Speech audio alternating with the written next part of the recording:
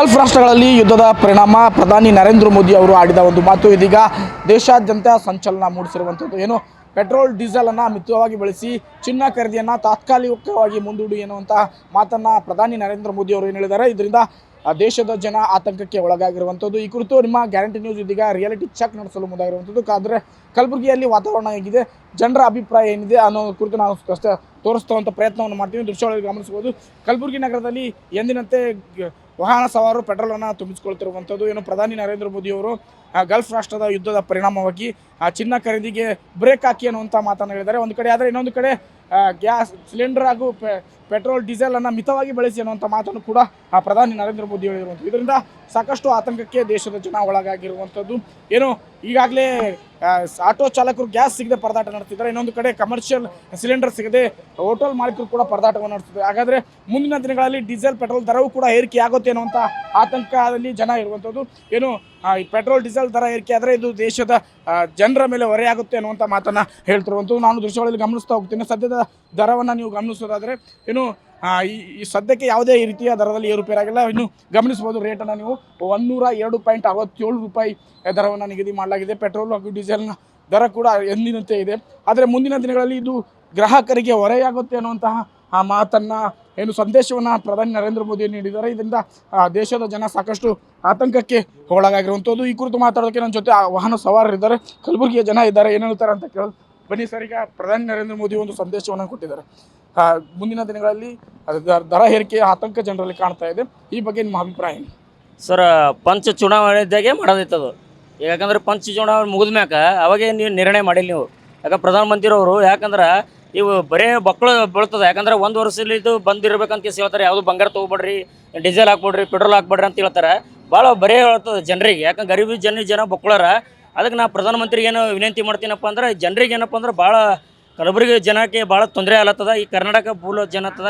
ಇವ್ರಿಗೆ ಯಾರು ಯುದ್ಧ ಮಾಡ್ರ ಅಂತ ಹೇಳ್ಯಾರ? ಯಾರು ಹೇಳ್ಯಾರ ಇವ್ರಿಗೆ ಯುದ್ಧ ಮಾಡಂತ? ಇದು ಯುದ್ಧದ ಸಲಕ್ಕೆ ಆಗರ ಸಲಕ್ಕೆ ಪೆಟ್ರೋಲ್ ಡೀಸೆಲ್ ಯಾಕೆ ಹೆಚ್ಚಿಗೆ ಮಾಡತ್ತೀರಿ? ಈಗ ಬರೀ ಜನರಿಗೆ ಅಂದ್ರೆ ಗರೀಬಿ ಜನರಿಗೆ ಭಾಳ ತೊಂದರೆ ಆಗ್ತದ. ಅದಕ್ಕೆ ಬಂಗಾರ ತೊಗೊಬೇಡಿ ಏನಂತಾರೆ. ಈಗ ಬ್ಯಾಸಿಗೆ ಕಾಲದಾಗೆ ಮದುವೆಗಳಿರ್ತವೆ. ಈಗ ನಾವು ಬಂಗಾರ ತೊಗೊಬೇಡಿ ಅಂತ ತೊಗೊಂಡು ಏನು ದಾರ ಕಟ್ಟಬೇಕು ಅವ್ರ ಕೊಳ್ಳಿಗೆ? ಏನು ಕಟ್ಬೇಕು ರೀ ಪ್ರಧಾನಮಂತ್ರಿ ಅವ್ರಿಗೆ? ಅದಕ್ಕೆ ನಾ ದಯವಿಟ್ಟು ಏನು ಮಾಡ್ತೀವಿ ಪ್ರಧಾನಮಂತ್ರಿ ಅವ್ರಿಗೆ, ದಯವಿಟ್ಟು ಇದು ಹಿಂದೆ ಪಡ್ರಿ. ಹಿಂದೆ ಪಡೋದು ಕೇಸಿ ಜನರಿಗೆ ಭಾಳ ಈಗ ನೋಡೋದು ಬ್ಯಾಸಿಗೆ ಕಾಲದ ಭಾಳ ತೊಂದರೆ ಆಗ್ಲತ್ತದ. ಈಗ ನೀರಿನ ಭಾಳ ತೊಂದರೆ ಆಗ್ಲತ್ತದ ಇಲ್ಲಿ. ಯಾಕಂದ್ರೆ ರೋಡ್ ರಸ್ತೆ ಭಾಳ ತೊಂದರೆ ಅದ. ಅದಕ್ಕೆ ದಯವಿಟ್ಟು ಇದು ಮೋದಿ ಪ್ರಧಾನಮಂತ್ರಿ ಅವರಿಗೆ ಇದು ಹಿಂದೆ ಪಡಿದ ಕೇಸಿ ಜನರಿಗೆ ಏನು ಆಶ್ವಾಸನೆ ಕೊಟ್ಟಿರಿ, ಏನು ಎಲ್ಲರಿಗೆ ಆಶ್ವಾಸನೆ ಏನು ಕೊಟ್ಟಿರಲ್ಲ, ಭರವಸೆ ಏನು ಕೊಟ್ಟಿರಿ ಜನರಿಗೆ, ಮಹಿಳೆಯರಿಗೆ ಏನೇ ಕೊಡ್ತೀರಿ ಅಂತ ಹೇಳಿರಿ. ಇನ್ನೂ ತನಕ ಮಹಿಳೆಯರು ಕೊಟ್ಟಿಲ್ಲ. ಅದಕ್ಕೆ ದಯವಿಟ್ಟು ಇದು ಡೀಸೆಲ್ ಪೆಟ್ರೋಲು ಕಮ್ಮಿ ಮಾಡಿರಿ ಅಂತ ತೆರೆದ. ಮತ್ತು ಈಗ ನೋಡ್ರಿ, ಈಗ ಗ್ಯಾಸ್ ಅಂದರೆ ಎಷ್ಟು ದಿನಗಳಲ್ಲಿ ಹೆಚ್ಚಾಗೋ ಸಾಧ್ಯತೆ ಇದೆ? ಅಂದರೆ ಕಡಿಮೆ ಮಿತವಾಗಿ ಬಳಸಿ ಅನ್ನುವಂಥ ಮಾತನ್ನು ಮೋದಿಯವರು ಹೇಳಿದ್ದಾರೆ ಸ್ವತಃ. ಅದೇ ಹೇಳ್ಯಾರ ಸರ್. ಯಾಕಂದರೆ ಮಿತವಾಗಿ ಯಾಕೆ ಬೆಳೆಸಂತ ಹೇಳ್ಯಾರಂದ್ರೆ ಕಮ್ಮು ಬೆಳೆಸರಂತ. ಅದು ಬೆಳೆಸೋದೇನ ಸರ? ಈಗ ಜನರೇನೋ ಸಾಮಾನ್ಯ ಜನ ಏನು ಮಾಡಬೇಕು?